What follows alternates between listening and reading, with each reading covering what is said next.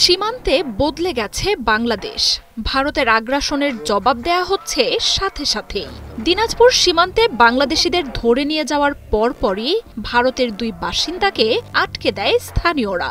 BBC Bangla জানিয়েছে, BGB BSF এর পতাকা বৈঠকের পর যার যার দেশে ফেরত এসেছেন বাসিন্দারা। তবে এবারই প্রথম নয়।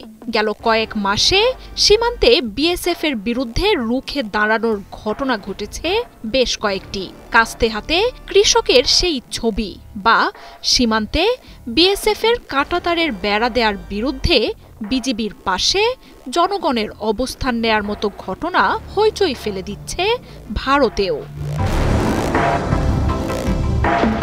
দিনাজপুর সীমান্তে কাজ করার সময় দুই বাংলাদেশিকে ধরে নিয়ে যায় বিএসএফ। শূন্যরেখার কাছে নিজেদের ধানের জমিতে কাজ করার সময় হঠাৎ করেই তাদের ধাওয়া দেয় ভারতের সীমান্তরক্ষী বাহিনীটি। দুই বাংলাদেশিকে ধরে নিয়ে যায়।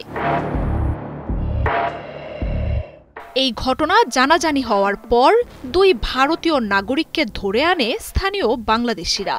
তাদের বিজিবির টহল দলের কাছে হস্তান্তর করা হয়। এই ঘটনায় সীমান্ত এলাকায় সাড়া পড়ে যায়।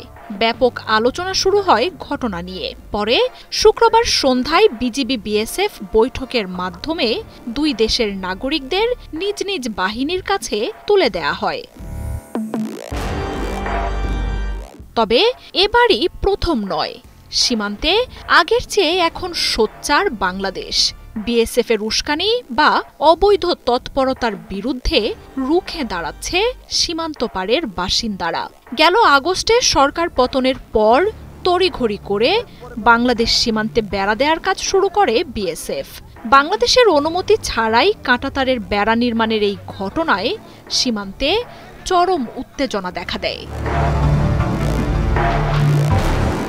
জানুয়ারির শুরুতেই চাঁপাইনবাবগঞ্জ সীমান্তে এই নিয়ে বিএসএফ ও ভারতীয়দের সাথে ধাওয়া পাল্টা ধাওয়া ও মুখোমুখি অবস্থানের ঘটনাও ঘটে। বিজিবি বিএসএফ তৎপরতায় সেই উত্তেজনার প্রশমন ঘটলেও প্রয়োজনে সীমান্তে রুখে দাঁড়ানোর ঘোষণা দেন বাংলাদেশিরা। সীমান্তে বাংলাদেশিদের এমন বুক চিতিয়ে দাঁড়ানোর ঘটনায় ভারতেও হইচই পড়ে গেছে। এসব ঘটনার পরও অবশ্য বাংলাদেশ সীমান্ত নিয়ে নিজেদের অপপ্রচার থামিয়ে রাখেনি ভারত। হামলার শঙ্কার কথা জানিয়ে নতুন করে বাংলাদেশ সীমান্তে পাহারা ও নিরাপত্তা জোরদারের কথা জানাচ্ছে ভারতীয় গণমাধ্যমগুলো। শিলিগুড়ি করিডোরের কাছে বাংলাদেশের সাথে থাকা সীমান্ত অঞ্চলগুলোতে north east frontier railway, NFR, BSF সহ নিরাপত্তা বাহিনীগুলো ব্যাপক তৎপরতা শুরু করেছে। রেল স্টেশনগুলোতেও বাড়ানো হয়েছে নিরাপত্তা। মার্জিয়া উপমা, ৭১।